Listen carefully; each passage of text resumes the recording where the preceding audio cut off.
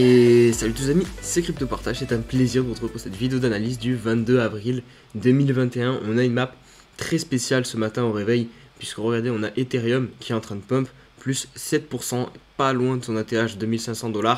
Et du côté du Bitcoin, on corrige. Et ça fait très très rare de voir Ethereum surperformer à ce point le Bitcoin.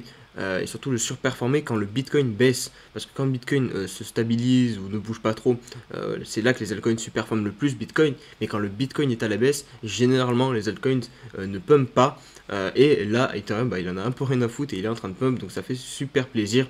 On va voir en seconde partie de vidéo que du côté du Bitcoin ça commence vraiment à se gâter aussi. Et dans le reste des altcoins, on a aussi quelque chose de très intéressant. Toute la DeFi sur Ethereum est en train de pump. Donc Uni 37 $, AAV pareil 390 $ quasiment. MakerDAO pareil plus 30%. Compound, Matic. Vraiment des belles performances sur la DeFi. Et on a aussi le Sol, Solana qui prend plus 15%. Petit point aussi sur les coins qui retracent, donc le Dogecoin qui passe sous les 0,30 $. XRP pareil 1,33. Et on a aussi le BNB hier qui est en train de pump. Et je vous ai dit de vous méfier à un double top potentiel sur les 600 $. Il n'était pas très loin de son ATH. Et regardez aujourd'hui qu'est-ce qu'on fait, on corrige. Comme toujours, vous connaissez la chanson maintenant, un petit like, un petit commentaire et un petit abonnement pour permettre à la chaîne de se développer. Donc quasiment les 10 000 abonnés, un grand merci à tous. Rejoignez-nous aussi sur le Discord, le Twitter et l'Instagram. Et je voulais revenir aussi rapidement sur la vidéo d'hier. Voilà, c'était un sujet assez houleux.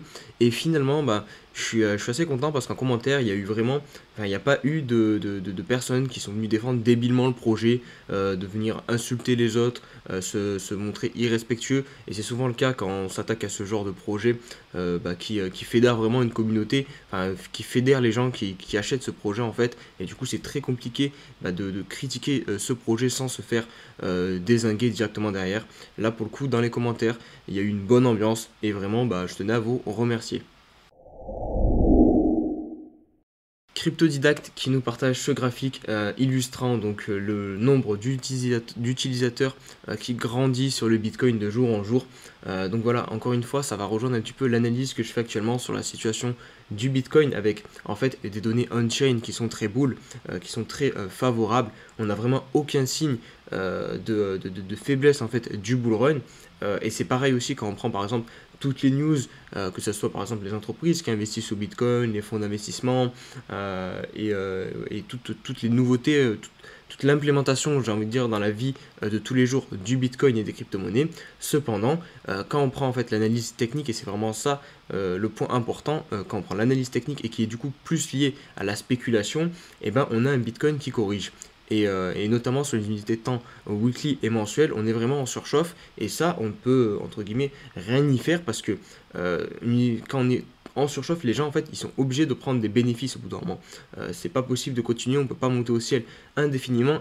Et même s'il y a des fondamentaux hyper puissants, on est quand même obligé au bout d'un moment de corriger un minimum, de prendre un peu plus notre temps. Et c'est selon moi la raison actuellement de pourquoi on corrige sur le Bitcoin, parce que voilà, si on prend fondamentalement et en plus on rajoute de ça les données on-chain, il n'y a aucune raison de corriger théoriquement, mais pourtant on corrige. Donc vraiment moi je base la correction du Bitcoin quasiment uniquement sur l'analyse technique. L'airdrop sur Elrond qui se rapproche à grands pas, on est dans la snapshot. Donc qu'est-ce qu'une snapshot? C'est un screen des portefeuilles, des wallets qui détiennent du Elrond. Donc voilà, pour toutes les personnes qui ne sont pas encore au courant, on va avoir un airdrop sur Elrond. Donc qu'est-ce qu'un airdrop? C'est un lâcher de tokens. En gros, il vous offre des tokens parce que vous possédez par exemple une crypto-monnaie, pour le coup c'est le Elrond ici. Et voilà, donc là vous avez un petit peu la roadmap de ce snapshot. Donc théoriquement le premier airdrop, les premières personnes à recevoir du token MEX, ça sera à partir de la semaine prochaine et vous pourrez directement voir combien de MEX vous allez recevoir en copiant-collant l'adresse de votre wallet ici même sur le site du coup Maillard Exchange. LVMH qui s'associe à Prada et Cartier, donc voilà les marques de luxe pour créer le consortium Aura Blockchain. Donc à quoi va servir cette blockchain? Tout simplement à permettre à garder l'authenticité, à certifier l'authenticité des produits de luxe de ces marques-ci, et aussi de garder une traçabilité, que ce soit du début de la conception à la fin, à la vente du produit. Donc vraiment de permettre, voilà, parce que voilà, vous n'êtes pas sans savoir qu'il y a énormément de contrefaçons sur les produits de luxe. Là, vraiment, grâce à ça, on pourra garder et certifier l'authenticité d'un produit. Et vraiment, pour ces marques-ci, c'est vraiment une aubaine. Et voilà, elles n'hésitent pas à en profiter. Donc, comment ça va fonctionner avec tout simplement des contrats intelligents utilisant des tokens non fongibles, donc des NFT. Donc voilà, c'est un petit peu comme VeChain. VeChain propose la même chose, propose une traçabilité des produits grâce à la blockchain. Donc eux, ils choisissent de passer par le du coup consortium Aura Blockchain. Le volume d'échanges hebdomadaires sur Uniswap qui dépasse pour la première fois de son histoire les 10 milliards de dollars échangés. Donc voilà, nouveau record pour la plateforme d'Uni, le DEX sur Ethereum, clairement le leader actuellement des DEX. Donc c'est le créateur d'Uniswap, Hayden Adams, qui a annoncé ça sur son Twitter. Et évidemment, c'est une preuve que cette plateforme reste attractive malgré les frais d'Ethereum qui sont conséquents. Et puis voilà, ça se ressent aussi sur le cours, puisque toute la DeFi est en train de pump actuellement, et bien aidée par Ethereum. Allez, on se retrouve pour l'analyse du Bitcoin, et comme je vous disais en intro de vidéo, ça sent vraiment pas bon du tout sur le Bitcoin.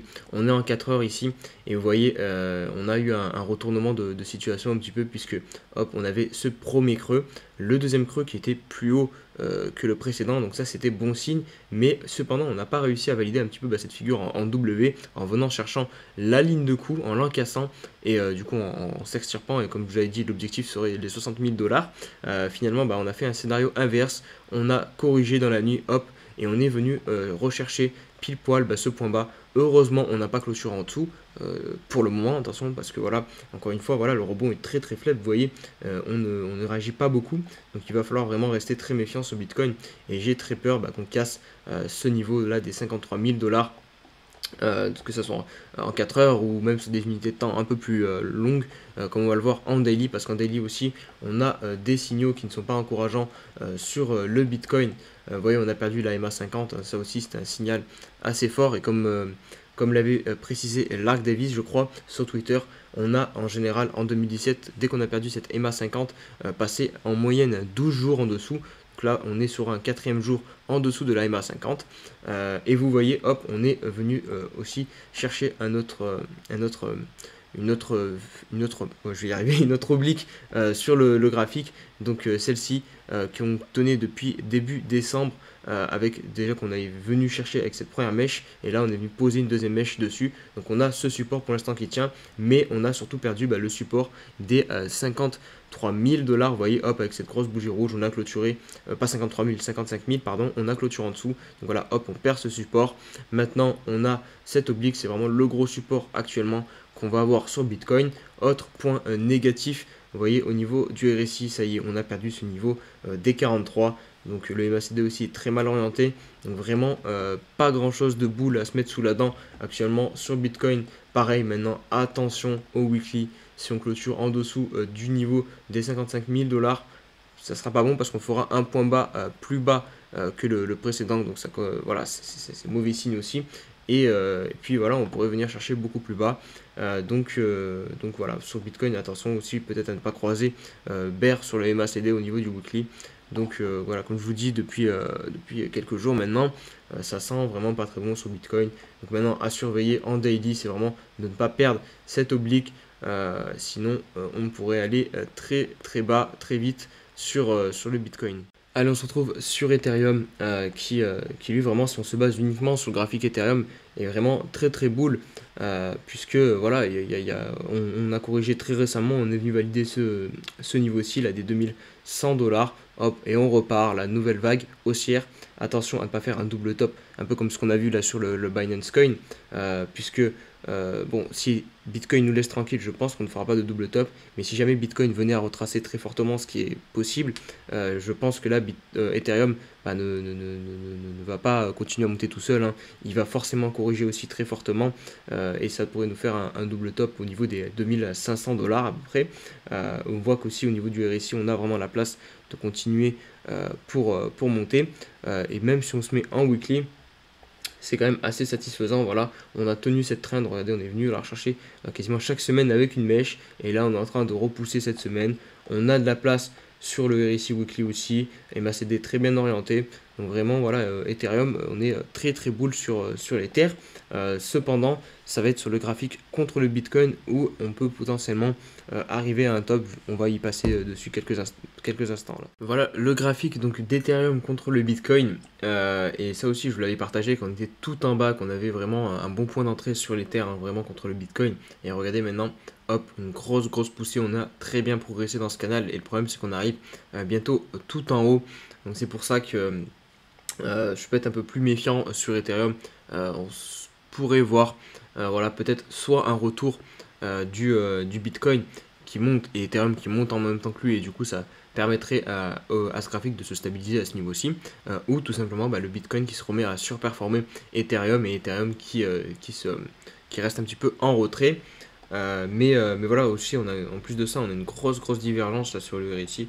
Hop, vous voyez ici avec le cours qui lui continue de monter. Hop, donc voilà, je suis pas très bull du coup sur ce graphique d'Ethereum contre le Bitcoin. Allez, comme dit en intro de vidéo, Ethereum plutôt, qui ramène toute la DeFi avec lui dans son pump actuellement. Et là, Uni, tout proche de venir chercher aussi un nouvel ATH. Vous voyez, on a eu, quand il y a eu la correction du Bitcoin, on a eu un retour du coup sur cette oblique qui est vraiment très pertinente, qu'on tient depuis janvier sur Uniswap. Et ici, on est tout proche de venir chercher l'ATH. Voilà, je pense que encore une fois, ça va dépendre d'Ethereum. Là, si Ethereum réussit à nous faire une dernière poussée, à aller chercher son ATH, les altcoins de la DeFi vont suivre. On voit qu'on n'est pas très loin de croiser boule aussi au niveau du MACD. Au niveau du RSI, pareil, est-ce qu'on a une divergence? Hop, parce que là, je vois qu'il y a des points qui descendent. Et le cours, hop, ici on en a une petite, vous voyez, qui monte. Mais elle a été épurée ici, hop, dans toute cette phase là de correction, hop, on l'a épurée, la divergence. Donc bon, là ça va, il n'y a pas de divergence du coup pour Uni en daily. Donc vraiment, je pense qu'on peut venir chercher un nouvel ATH. Encore une fois, comme je vous le dis, du coup ça dépendra un petit peu d'Ethereum. Alors on va poursuivre avec AAV et je vais être un peu moins bull sur AAV parce que vraiment là on sort tout juste d'un gros fake out. Vraiment là c'était un beau signal d'achat en théorie puisqu'on cassait cette grosse zone d'accumulation, ouais, avec des jolis creux au même niveau, hop, pile poil sur ce niveau des 320 dollars. Et là normalement ça aurait dû être la sortie, mais Bitcoin a décidé de corriger, du coup il a enfoncé le cours jusqu'à ce support-ci. Mais là vous voyez la reprise elle est quand même très faiblarde du côté de AAV, et surtout on est en train de bloquer sous les moyennes mobiles que ce soit la MA50 ou la MA21. Donc je me méfierais. MACD, voilà, il n'est pas très bien orienté, donc ouais, je suis pas très bull forcément sur AAV.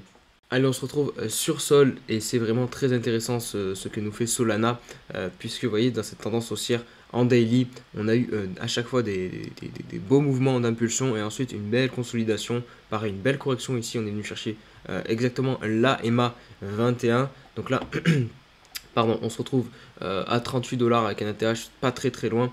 Cependant, attention, on va bientôt arriver sur le daily d'un niveau d'un plafond là sur le RSI des 83. Vous voyez, à chaque fois, on s'est fait stopper. Et c'est surtout au niveau du weekly que ça m'inquiète un peu plus. Hop, si je dézoome, on est vraiment sur une hausse verticale, un RSI à 97. Donc s'il vous plaît, évitez de rentrer sur Sol actuellement. Voilà, je ne suis pas conseiller en investissement, j'aime bien le répéter à chaque fois quand je donne des conseils comme ça.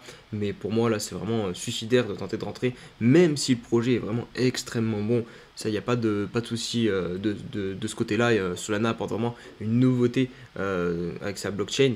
Mais voilà, d'un point de vue spéculatif, même si les fondamentaux sont bons, comme on le voit avec Bitcoin actuellement, les fondamentaux restent bons, mais ça n'empêche pas le Bitcoin de corriger parce qu'il faut quand même bien dissocier les fondamentaux de la spéculation. À des moments, voilà, la spéculation, quand le cours monte trop vite, on peut pas, c'est obligé, c'est comme ça, il doit y avoir une prise de bénéfice et le cours doit descendre un petit peu et retrouver un prix un peu plus normal. Ce qui va se passer là, à mon avis, dans les prochaines semaines sur Solana, on va avoir soit une consolidation ou soit une correction. Évidemment, vu qu'on est monté, j'opterai un peu plus pour une correction. On voit très rapidement que ce niveau-là peut être pertinent. Il y a la MA 21, on a travaillé un petit peu ici. Après là, est-ce qu'on va retourner jusqu'à là parce que ça ferait quand même une grosse correction. Je vais mettre rapidement un petit Fibo, hop, pour voir à quel niveau ça correspond. Voilà, c'est les 0,61, donc en soi c'est possible hein, qu'on revienne jusqu'au 61, mais vu la tendance haussière de Solana, ça ne m'étonnerait pas qu'on se stoppe uniquement au 0,38, donc qui correspond à 24 $. Allez, on va conclure la vidéo avec Litentry qui m'a été demandé en commentaire, et Lit que j'avais aussi partagé moi il y a de ça quelques semaines, un peu moins peut-être, parce que voilà, je trouvais la configuration très intéressante, très pertinente, un triangle de compression, et on avait cassé ce triangle à la hausse, et je vous avais dit de vous positionner ici sur le pullback. En plus, on était pile exactement sur la EMA 21, donc vraiment pour moi c'était un bon prix d'entrée, sauf que voilà, le Bitcoin a décidé de nous embêter un petit peu, et derrière ça a fait plomber le cours, ça a fait chuter le cours, et le cours a réintégré ce triangle de compression. Il est venu chercher l'oblique ici, vous voyez, hop, exactement dessus, on s'est posé dessus, et là on attend de prendre une décision, on attend peut-être que Bitcoin choisisse le côté, de quel côté il veut partir, parce que évidemment si Bitcoin part vers le bas, je peux être quasiment sûr que Lit va casser ce triangle de compression par le bas, donc je me mettrai en stand-by actuellement. Voilà les amis, c'est tout pour cette vidéo, j'espère qu'elle vous a plu. Comme d'habitude, si c'est le cas, n'hésitez pas à mettre un petit pouce bleu. On est vraiment plus très loin des 10 000 abonnés, donc à vous abonner pour les nouveaux. Et on se dit à demain pour une nouvelle vidéo. Je vous souhaite à tous une très bonne journée. Allez, ciao ciao.